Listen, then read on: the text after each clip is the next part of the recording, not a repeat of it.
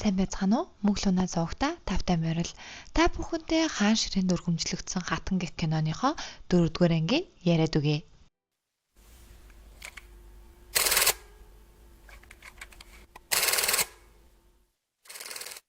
Өмнөх хаан Тайсан Вонгён хатанд хандаж одооны байгаа хаан бол чиний бүтээсэн хаан. Чи илүү их цус урсгахыг хүсэж гинүү хэмээн асууна. Хаантанд тухайн үед ирэн хаан аваа одоо ирж байгаа элчин сайд таны хамгийн сайн найз. Тиймээс би танаас тусламж гуйж гинэ хэмээн хэлэхэд өмнөх хаан Тайсан хаанд хандаж чи яасан хаан болох гэж оролдоод л байна уу? Би хаан болсны учир юу гэж өсөглөнд нэрвэгдсэн ядаж зүдэрж байгаа ард түмнийг хараад түүнд туслахын тулд би хаан болсон. Харин чи бол язгууртан угсаатай эрх мэдэл дуртай хүмүүсүүдийн эрх мэдлийн дэмжихийн тулд хаан болсон хэмээн инээн. Би яахав ард түмнээ бодоод тоо эрт туслая гин. Буцах замдаа хатан хаанд хандаж өмнөх хааны хэлсэн бүгд буруу гэхэд хаантан би өнөөдөртөө ядраад байна гэд хатныг орхиод яваад өгнө. Хатан маань ордондоо эргэж ирэхэд шадраа авахаа өнөөдөр хаан та хоёрын дэр нэгтгэх шөнөө хэмээн хэлэхэд хатан дургу байгаагаа илэрхийлнэ. Хатан шадраа авахайг хаан дээр очин ямар бодолтой байгааг нь асуугаад ирэх гэмээр явуулна. Шадраа авахаач хаан дээр очин өнөөдөр хатан та хоёрын дэр нэгтгэх өдрөө хэмээн хэлэхэд хатан ямар бодолтой байна гэхэд хатан дургуутсан хэмээн хэлнэ. Тэгсэн хаантан тэгвэл би өнөөдөр очиноо хэмээн хатан болон хаан хоёрын дэр нэгтгэх шөнө эхэлнэ. Шадраа авахаа үнэхээр сэтгэл гаргаж дэр нэгтгэх ёслолт хэрэгтэй азарган дахиа ор хүнжлийн даавуу өрөө гэд бүгднгийн сайн бэлдэж авна. Хаантангч бэлдээд хатныг бэлдээд тэр хоёрыг дэр нэгтгэх өрөөлөө оруулна. Хатан хаан хоёр маань нэгээл яазгүй. Тэгсэн нэг авахаа за одоо эхэлж болноо гин. Тэгснээ дахиад хоёрынтоо дахиад эхэлж болноо 2 дугаар раунд гэл. Хаанч бүр гинт босч ирснээ гадаа хүн байна уу гэл.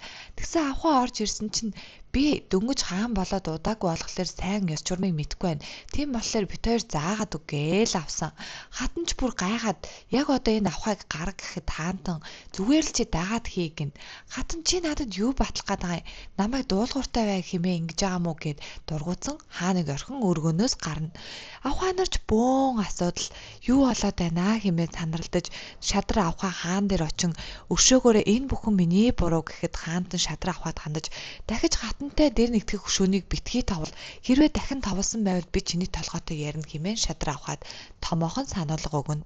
Хатны туслах авахаа шадраа авахаа дээр очин ямар эмэгтэй хүн үйл хийж байхдаа хэн нэгнээр заалахыг хүсэх юм бэ? Хатан ч гэсэн эмэгтэй хүн шүү дээ хэмээн ярилцсан зогсно. Хатныг сэдмээ мэтгэл хийж яхад хаантан ирснэ. Чусан эмэгтэй хүн сэлмээр оролддгүй гэхэд хатан би тэгээд нүрээ будаа дуулууртай байх ёстой юу гэхэд хаантан тиймэл гин. Хатан та эрх мэдэлтэй болоод үнэхээр их өөрчлөгдөжээ. Хин нэгэнтэй тэр эрх мэдлээ хуваалцахыг хүсэхгүй байна уу гэхэд хаантан үгүй би хүсэхгүй байна. Тиймээс чи одооноос ухаантай бай гэж хатанд хэлнэ. Хатны дүү яаран хатан дээр очиж өмнөх хаан Тайсаны туслах Вомбон нууц цэргүүдтэйгээ нийслэл тун ойрхон ирсэн байна. Өмнөх хааныг Мин улсын элчтэй уулзаад яг буцах үед нь дайр тээж өмнөх хааныг хулгайлах бах. Хэрвээ тэгэх юм бол Га Белчогийн цэргүүд нэгдэж Самвон ханхуг хаан ширээнд суулгахын тулд ордон руу дайрна. Хэрвээ тийм юм бол улс тэр чигтээ хөмрөх болно хэмээн хатанд хэлнэ. Хатан үүнийг сонсоод яг одоо хаанд нь дуулах хэрэгтэй гэхэд дүүн түүнийг зогсоож энэ бол бидний нууц мэдээллээс ирсэн мэдээ. Хаан хэрвээ бид нарыг зарлиг зөрчсөнийг мэдэх юм бол шийтгэх болно гэд хатныг зогсооно. Ёншил тусгай авахаа Чирёныг өргөөндөө дуудан ингэсэг бэлэглэнэ. Харин Чирён Ёншилийн туслах авахаа зүүсэн бүгжинд нь нүд унана. Вонгён хатан Чирёныг өргөөндөө дуудан чи надад үнэнчээр зүтгэдэг гэлөө. Тэгвэл Ёншилийн хувийн үйлчлэгч авахыг хэр сайн мэдэх вэ хэмээн асууна. Тэд хамтдаа хааны өргөөнд очин өмнөх хаан Тайсаныг ордон руу ирэх замд нь оргуулах гэж байна. Хэрвээ тийм бол Га Белчогийн цэргүүд нэгдэж тэд нийлэн ордон руу дайрах болно. Гэхэд хаантан чи яаж үнийг мэдсэн? Чи зарлиг зөрчсөн байх нэ? Энэ бүхэн худлаа бол хатан чи амиараа түлж чадах уу гэхэд хатан тийм ээ би чадна. Айл хизээний бослог гаргагчдын гарын үсгтэй баримт Самвоны гарт гүргэгдсэн байгаа. Гэхэд хаантан ордон ийм амар чанга хамгаалалттай хад яаж орж ирдیں гэхэд Чирён өршөөгөөрөө хаантан минь Ёншил хатагтай хувийн туслах эмэгтэй өөрийн хэр хэмжээнээс хэтэрсэн бүгж зүүсэн байсан хэмээн хэлнэ.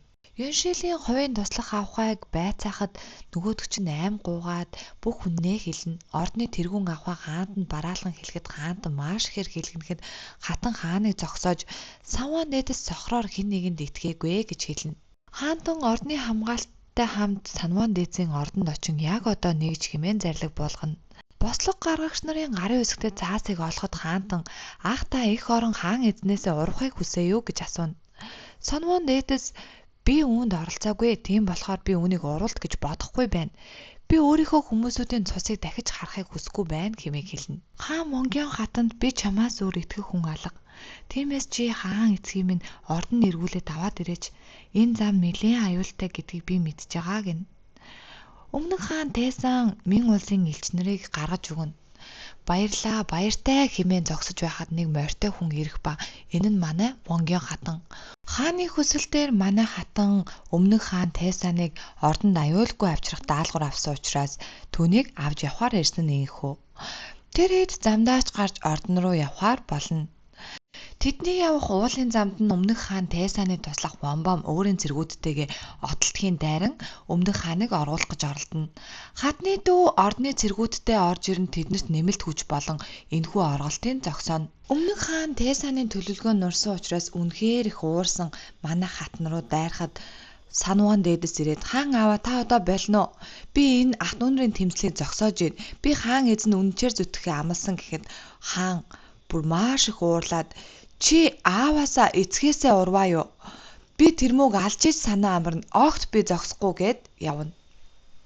Санваан дээдсийн төлөө бослог гарган гарын үсгэд зурцгаалсан босгогч нарыг цуглуулan Санваан дээдс урдна. Би одооноос хаан эзэн үнэнчээр зүтгэх болно. Ах дүү нарын тулааныг боль. Бид хоёр бол ах дүү хоёр. Тиймээс ямар ч эрх мэдлийн төлөө тулдах шаардлагагүй. Та бүхэн ч гэсэн намайг дагаад хаан эзэнд үнэнчээр зүтгэнэ үү хэмээн гуйна.